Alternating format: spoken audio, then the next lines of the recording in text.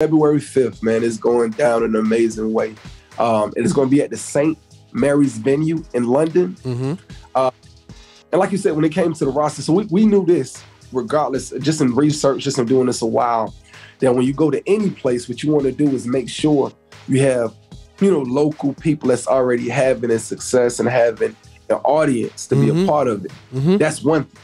The other thing for me that's more important than that is having people around you that have a heart for God sincerely, because that's the real motive of this. Come on.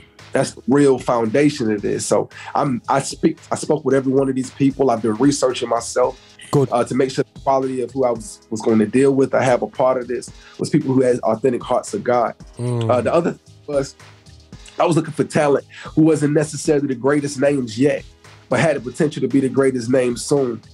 It's a mentality and a philosophy, man, that I adapted for my apostle. Sure. Affinity Extra, be extra. Yeah, people, this is your boy here, Roger Moore on Affinity Extra. We're here to celebrate gospel music of black origin. And listen, guys, you know me already. I taught the talk. It's come to that season. We kicked off the show through the whole COVID season, and now we're looking at events and artists, and this is it. And this is the first time I'm touching base with somebody stateside. And I must say, like, you know, this is the one where I always thought to myself, you know, would it be Kurt Frank? You know, guys, I have just, because, you know, guys, I can't talk to them big guys anyway. So yeah, the Kirks of the world, because he say talk and then I talk the truth, yeah. So they can't come on the edge because I asked them a question which they're not comfortable with. So let's put that aside. But I have here alongside me a minister who is coming to the UK, and for me, a key thing that I would say to people when they're coming to the UK: don't treat it as you go into a big church day out. It's not a big church day out. It is ministry. Over here, the percentage of people that take Christianity serious is so low. It's a secular society, and I think that the world kind of forgets it. But the true essence of the fact that basically this is the third largest music market in the world says a lot. It says a lot that what we have done as a music industry. We'll look at things ministry-wise and we'll look at things business-wise, because it will open up the fact that basically we're not exploiting both sides of this ministry and not looking long-term. So I've got an artist, a young man, as I would say, you know, as older folk, young man will refer to, you know, who's actually investing into himself, into UK ads, and putting on a show on the 5th of February. At St. Mary's in London town, down south. You know what I mean? I will be positive towards Londoners, as you know. I'm pro Birmingham, but you know, as we do UK together, I'll big up the capital, man. You know where I do all my biggest shows at. But listen, I have got the info now. I have had to make sure I said his name right, guys. Yeah, sorry. He's listening, going, "What is this guy? This guy's just going in." But I am talking to Suave Colione, and you know what I'm saying. And I just want to just really get his heart for coming up, and it's called the tour is called the Indie Major Tour UK, and Indie for me, and he will correct me if I'm wrong, it's about the independence and the beauty of independence, to be honest, guys, for us to spread the gospel and to do music business. So Suave Colione, just introduce yourself to the whole crowd, and sorry for my long intros. I think I get a habit from one of the man. I love it. You were saying podcasts out there, you know. So this is how we do, man. Listen, bro, go for it and introduce yourself, man. Absolutely. So my name is Suave Colione, y'all. I'm a Christian hip hop artist. I'm based out of Atlanta, Georgia, in the States. And honestly, man, God put something on me really, really heavy on my spirit. Look at that, I first released my first single, which was called Good News. And I would do something in the UK. And at the time, my walk was still getting stronger. And it was really new for me to hear from God, so I didn't really understand it exactly, you know, the nuances of what he needed me to do. I honestly thought it meant, like, you know, I'd be on a tour with somebody else, you know, like maybe one of these major artists give me a call and I'd be the one that's bringing it into their show. And last year, maybe around August, actually, of 2021, God told me clear as we talking right now, that not only will you go to UK, but you'll do it on your own. You'll do it yourself, and I'll go with you. And definitely just getting that revelation, man. The downloads was so it was so vivid, it was so clear to me that I wrote down exactly, what he was telling me to do. Reached out to my team, let them know, God basically told us to do this. And from there, when I tell you, he'll give you more on your way than when you start, yo. When I tell you what real faith is in terms of walking into the darkness and just having God be your guide, I'm living that, guys. I mean, he allowed me to pair with outstanding people such as yourself, such as different bigger PR firms, scenarios, marketing companies, other radio stations, man, big artists. Allow me to get a part of the CHH Collective, which is a London-based Christian hip-hop organization, man, that has a little bit of everybody in there. And allow me to really build relationships out of nothing, out of just God, out of just my heart for him. And the true desire of Indie Major is the way I see things, the way he allowed me to see things, man, is I've been in secular music my whole life. And I've been rapping since I literally was a child. And I love hip hop with everything. And I know it to be freedom of expression. I know it to be an outlet of our thoughts and our emotions, to be able to be articulated, through the unique way God give us to do it in rhyme, pattern, form. And so I'm gung-ho for God, running for God. And what I found is a lot of times where I thought in the Christian hip hop space or the Christian space that people would be like, okay, you're automatically okay. God said it's good, so let's walk and let's make you a millionaire. Let's make you famous for God. It don't really work like that. You have to really put work in like everything else. And so he revealed to me is, Saj, you'll be independent by title, but you'll be major in me. And being major in me, you'll be able to do exploits that'll blow the minds of the people, because the real reason that you're doing this music, the real reason that you want you to be on tour and do all these different things to bring people to me, bring people to God, bring people to Christ, bring people to a truth. And so that's really the premise of what we're trying to do, man. Come on. And, while building the community of Christian hip hop globally, to really mill us is a real solid foundation, is a collective, because at the end of the day, man, it takes a village. And us moving together, we can really truly move mountains. That's crazy. I want to pull out something with what you said, yeah, because you said that you was a secular artist doing secular hip hop and stuff. In terms of your influences growing up, still, yeah. What were kind of your artists that kind of pushed you, that inspired you as a young, just in general, as a rapper coming through? Yeah, absolutely, man. To be transparent, my favorite hip hop artist is Nas. Okay, cool.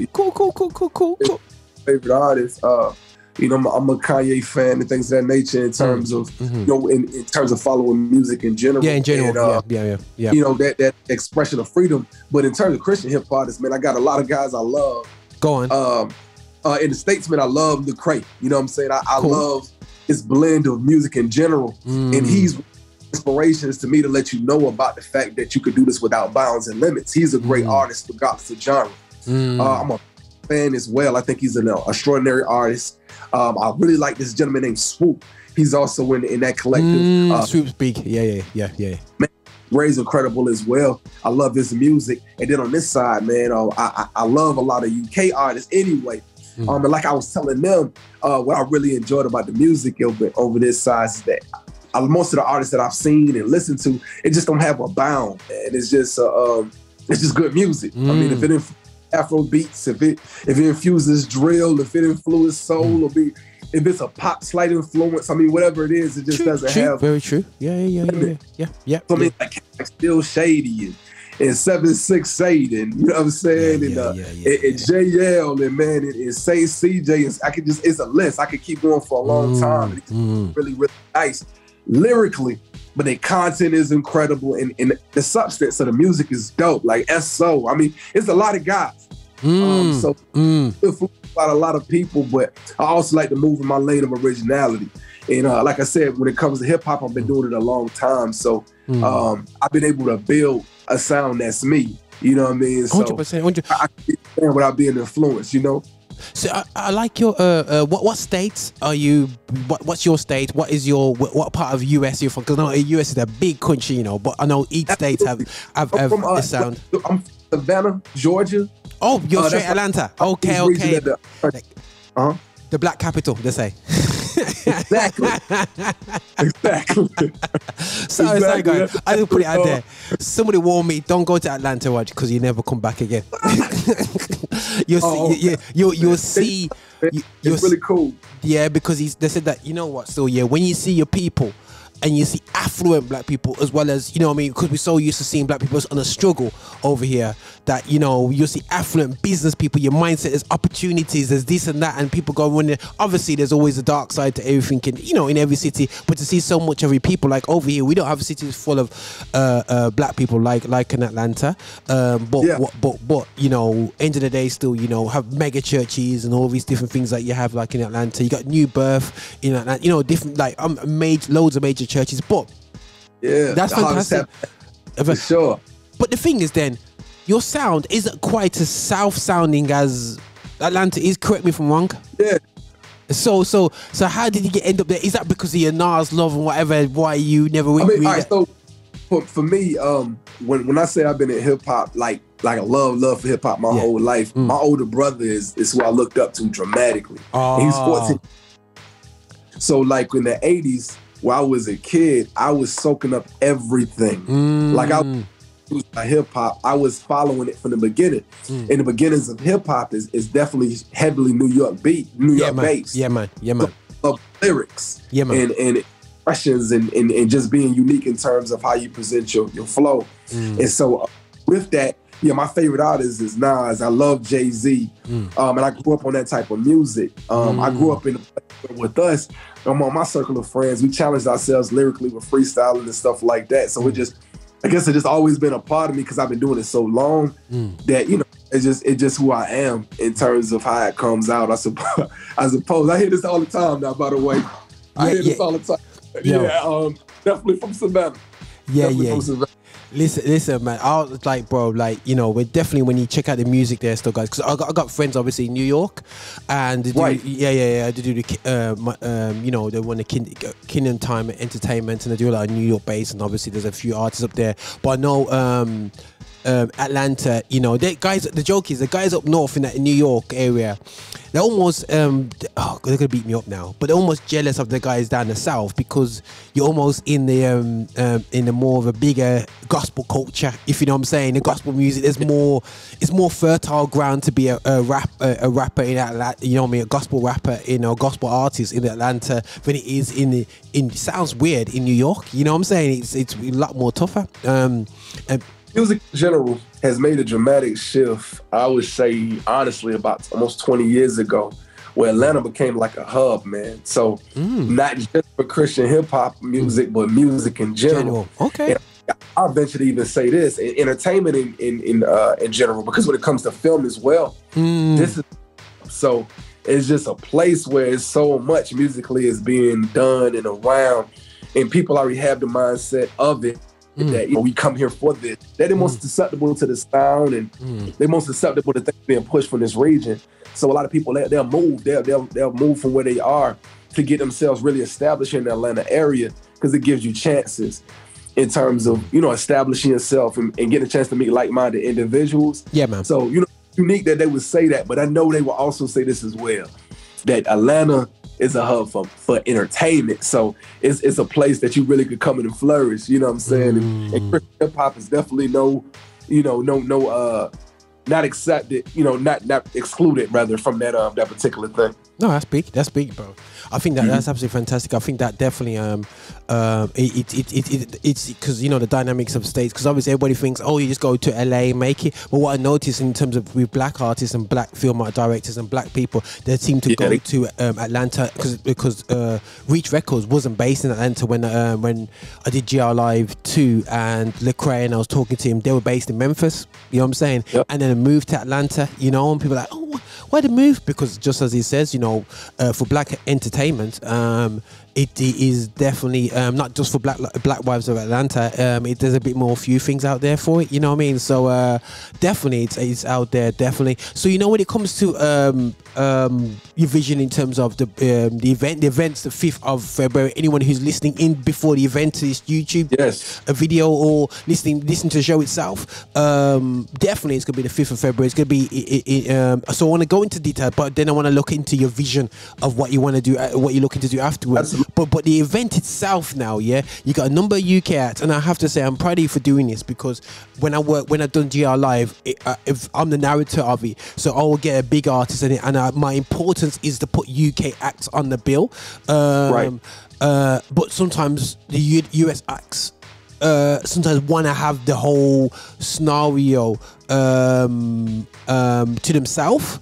So you're like, no, you got to have this, the UK sound, which is absolutely massive here. So just give us a picture of when, where, how, what's the feel of the night going to be, the other artists on there and whatsoever, man. Go for it, bro. So definitely February 5th, man, is going down in an amazing way. And it's going to be at the St. Mary's venue in London. And like you said, when it came to the roster, so we knew this regardless, just in research, just in doing this a while, that when you go to any place, what you want to do is make sure you have, local people that's already having a success and having an audience to be a part of it. That's one thing. The other thing for me that's more important than that is having people around you that have a heart for God sincerely, because that's the real motive of this. Come on. That's the real foundation of this. So I spoke with every one of these people. I've been researching myself to make sure the quality of who I was going to deal with, I have a part of this, was people who had authentic hearts of God. The other thing was, I was looking for talent who wasn't necessarily the greatest names yet, but had the potential to be the greatest names soon. It's a mentality and a philosophy, man, that I adapted from my apostle, which is Apostle Travis Jennings, man, and I learned so much from him. But one thing that he said that sticks to me, like to my rib, he said the no names will be the new names. What he also tells me all the time is God has no respect of person, and a lot of times the opportunity is all what people need to change everything. And when you can give an opportunity that people have the talent, have the ability, have the beginnings of the stardom that's necessary, you could build something gigantic. And thus that's where we built our roster from. So when it comes to the London talent, we have JL Polen, who's done significant things over there. It's definitely moving really unique sound.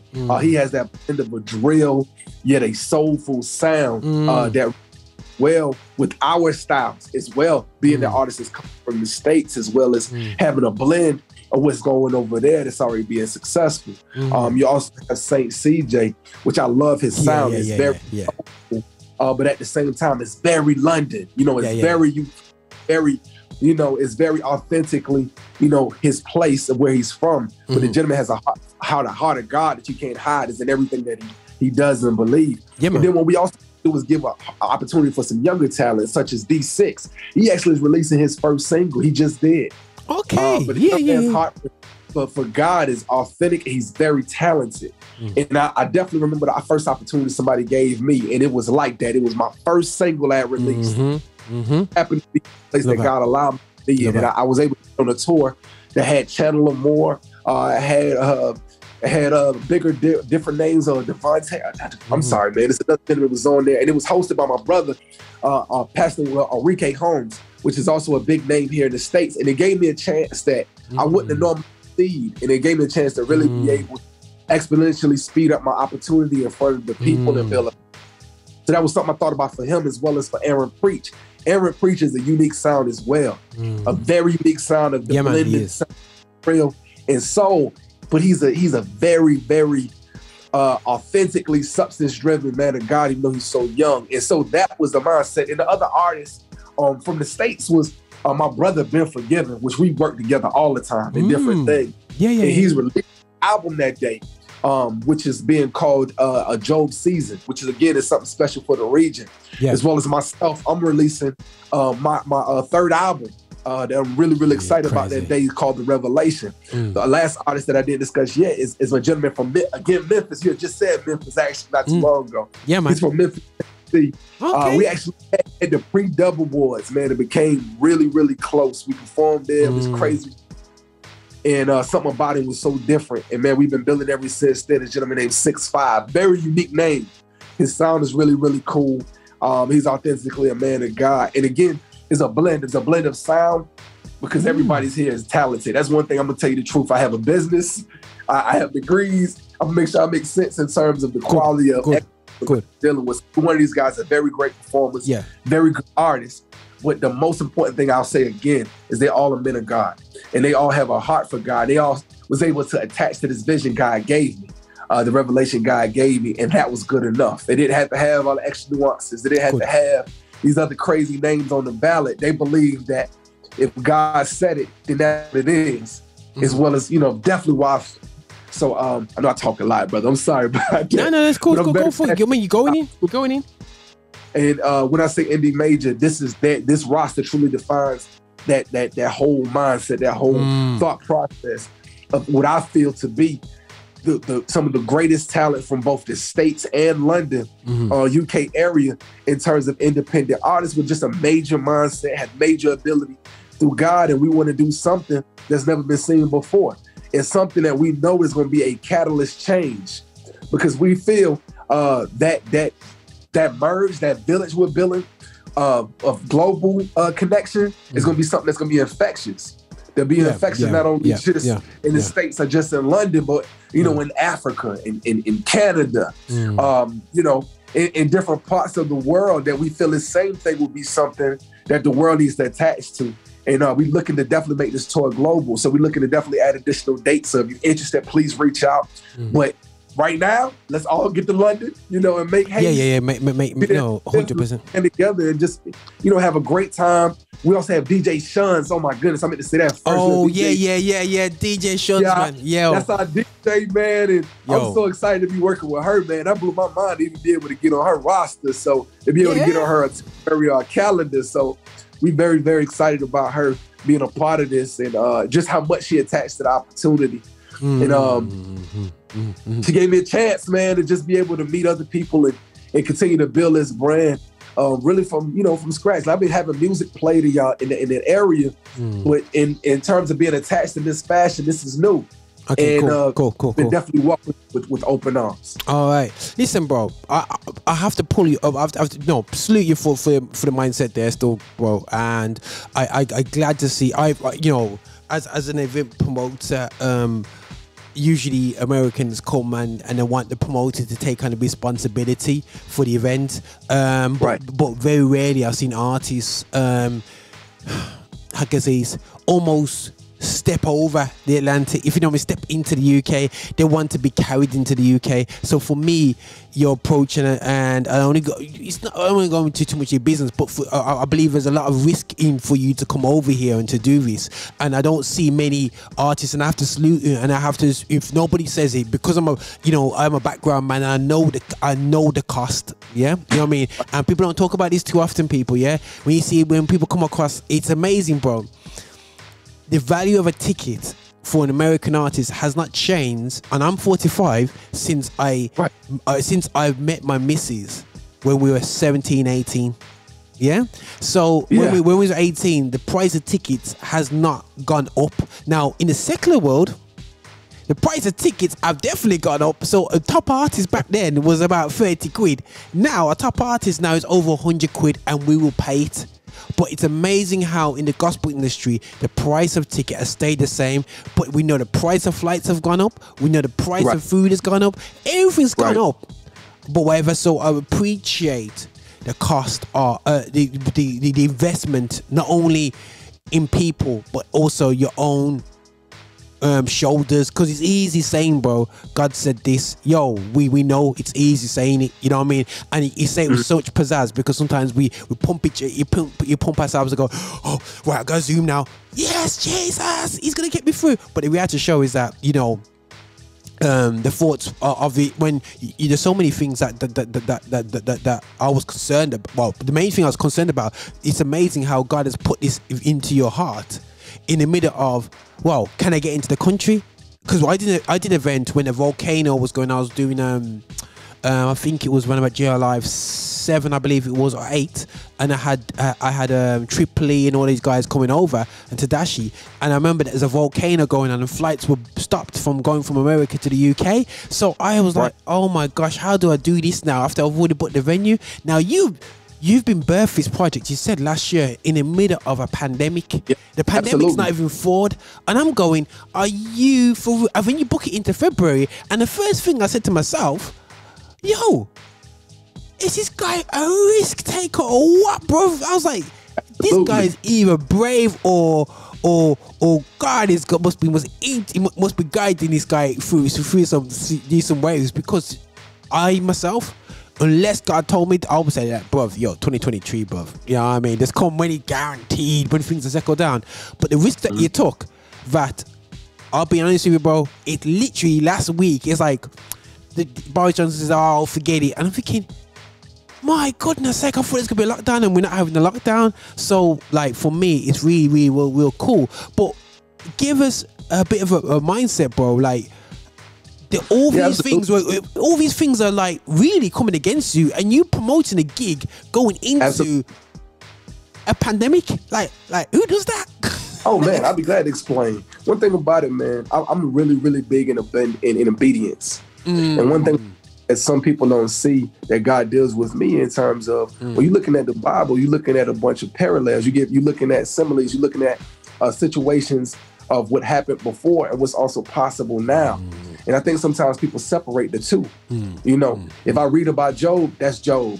Or if I read about Matthew, that's Matthew.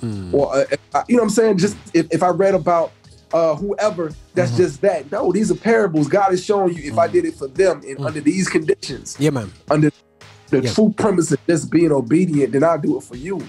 And when I say, I hope you hear me clear, when I say he gave it to me and I started walking, man, if oh my God, if it was only just a way for me just to fully show everybody the type of people that God has brought to me, the situation, the different things he's changed, the actual climates of an environment that he influenced to make sure that no matter what, this is happening now. And I'm seeing it, man, because I had the conversations, man, but I'm so gung-ho for God, bro. And I'm so gung-ho in the fact that I know what he told me. Love it. That I just want the world just to hear it. Because if we can believe that, everything else will happen. You know, I'm very confident in the movement of God there, because I know the region has a need. I knew the region had a need without him breaking down every bit and nuance and every piece of it. He just said, go. And he also has done that before. He did it with, he did it with Moses. He did it with Abraham. We just said, go. And I'm not saying I'm none of them people. That's not what I'm saying. What I'm saying is that level of obedience wasn't set for just biblical conversation. It was set to show you that in faith, all things are possible. And so I'm saying that to say this, man, I'm 100% believing that God is going to do what he said he's going to do. Good. I am. It's allowed me to build relationships with big names of people that, man, they didn't know me from Adam. Just, they didn't know me from anything. But they connect with my heart. They connect with the love of God. They connect with this vision. They connect with the revelation that God has put in my heart. And I'm very happy about it, man. I'm very excited about it. And to me, it's well worth the risk, because it's not a risk if God told me to go. You know what I'm saying? It's not a risk if I know no matter what, he's there with me. And that's definitely been what he's revealed to me on multiple occasions, my man. It's not a risk to me. You know what I mean? I look at it like this. We do a lot of different things in terms of spending. We do a lot of different things in terms of doing things for our leisure, desires that we'll throw in the bucket and never think about because we wanted to and it was just fun. Or it was just something to do at the moment. Doing this for God that's just, so for me, man, that's just my heart of that, man. That's beautiful. I'm very excited about it, and I just have a confidence that I can't shake, if that makes sense. I just can't, man. I can't minimalize it. I can't put it in a corner. I can't say just this, but if that, I can't. You know what I mean? Yeah. No. I hear that, brother. I hear that 100%. But listen, believe me, I appreciate the realism, and I've been hearing a lot of these things, and it just, to me, what's crazy is all those things I've been hearing only was confirmation of what God said. I know what it looked, but I know what I told you. That's what he's been telling me. So I believe him, man. I really, really do. I really. Definitely, that's crazy, bro. That's crazy, bro. And to be honest, bro, like, you know, I think it's important for people to hear your heart. It's important for people to see this because, like, for me, everything's driven by, you know, I mean, sometimes numbers and so on like that still, yeah. And seeing that your mindset in terms of, it's not driven totally by numbers. It's driven also by, just the fact that God's driving you to do this. It's absolutely crazy. So on this point, bro, I want to kind of close things down a bit still, yeah. Now, the future for indie major project, God's willing, we have a successful event. People go there, you get vibe, you make the connections that you need to be make, or whatsoever. And we'll talk offline because, you know, where you are in the UK, it could be a case of coming up to Birmingham, linking up with people in Birmingham, and really make the most of this stay anyway. But we'll touch base about that a bit later.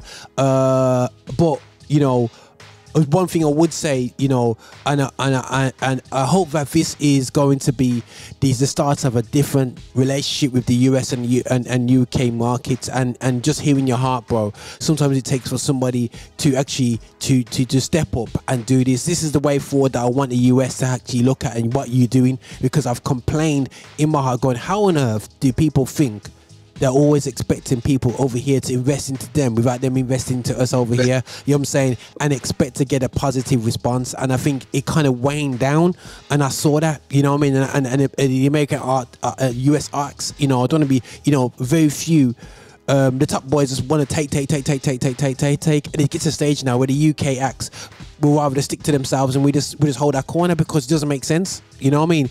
But this relationship will hopefully bear fruit into a two-way relationship, and it has to be two-way. I can't say many artists, I can't say if any has had a two-way relationship beyond the gig. Yeah, they can smile and wave, bro, but after the gig, it's not there, bro. It's not there.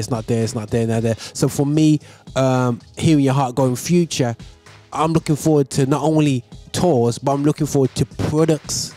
You rapping and featuring on UK stuff. You're being UK artists featuring on your future albums and all these different stuff. You know, I'm looking forward to it because, you know, I don't know. Correct me if I'm wrong. I don't know if I'm going down the road that you're not even looking at, man. But you know, is that how the future looks for yourself as well? And absolutely. So my big thing is, and actually we've already had some conversations now about the next leg of the tour, and also just different relationships building. And we already looking forward into 2023 and doing this again. My heart is to do this as an annual tour, and to do this once a year and continue to build this relationship. I'm ready. I literally received a track yesterday from my brother Saint CJ to get on the feature with him already, as well as I'm doing things his way as well. To work on some music for my project that comes out. You know, I try to do something annually if God give it to me that way. So for my next project as well, I'm working with some different guys over there in terms of that shoot videos and things of that nature. And my thing is, in relationship building, I never believe in doing something once. If something is good, if something is a worthy relationship, I keep it, I collect that relationship, and I continue to build from it. Brilliant. I really believe it takes a village. And the goal in that mindset was to build a village that was so much bigger than just right next door, or right next to my friends that I know, or right next to some artists that I connected to locally, but to build a global relationship of independent artists that can make significant changes. Because it doesn't just stop with London and the US having a relationship, man. It's about you know, France, it's about Germany, it's about you know, it's about Canada, it's about you know, South Africa. Man, it's bigger than us. And we talking about a movement that's God related, God centered. And if that type of relationship can't be fostered in a partnership to build something greater, then we missing the mark. So when you say building a relationship, man, you'll understand. That's my whole heart in this. And several other legs of the tour, some of the artists that's a part of this was going to be with us when we're in Atlanta. For the Atlanta part of the tour. It's going to be with us when we do other different legs of the tour as well. We're going to continue to build that way and making them a part of it, period. Because I believe in that, man. I believe in them. I believe in them attaching to this vision. And like I said, it's bigger than me, man. So yeah, I'm 100% on that, brother. I do. And I know what you're saying anyway, because I've seen it on this side as well. In terms of relationships are good for a song. Relationships are good for a single. A relationship is good for an interview. And then what happens? I don't believe in that. Anybody that's done an interview with me or anything in the past, they know, oh, Sai gonna hit you again. We're gonna work again. Yeah. When it's a new single, when it's a new album, when it's a new situation for PR, we're gonna work again because I believe in it, as long as the relationship is solid. Brilliant. Fantastic, brother. Listen, guys, on that point there still, we are with Suave Colione, and we have and we 100% appreciate your time and your investment into UK gospel, bro. Like, you know, really appreciate that, and hopefully you'll get the most out of this. And hopefully when we look and laugh and we look back at this interview, God sparing life in 10 years time here on Affinity Extra, and we look back at this interview and going, yo, Suave's got an international indie label, man, and yo, it's got UK, US, Africa, yo, it's got all these artists, and we know where it started from. You know what I'm saying? It started from a guy who had a vision in the middle of COVID to say to come to the US when the airports were closed. Yo, who does that? Only God, man, guys. Only God, bro. Do it, you say, oh man, who does that? I don't know, man. You know what I mean? Suave Colione does it, man. Not, I tell you what, Roger don't it. I tell you that for free. And you know what I mean. But listen, dude, appreciate you. Keep it going, bro. And anything we can support you with, you just give us a holler, big man. Yeah. All right, man. Yeah. Peace and love, man. Yeah. Nothing but love, brother. Yeah. Love. Bless you, man. Blessings. Hey, this is your Bishop. This is your Bishop from Rock Solid. Thank you so much for watching us on YouTube. Thank you so much for clicking and subscribing, and also sending these videos to other people as well. We are so hungry to get your support. So remember, check us out on our website, and also check us out on Insta, and wherever you want to find us on Spotify. You can play us all day as well. And just make sure that you are supporting this channel, that we are developing our agenda towards music of black origin, and that is gospel music with a message. So please walk with us on this journey. Bye now.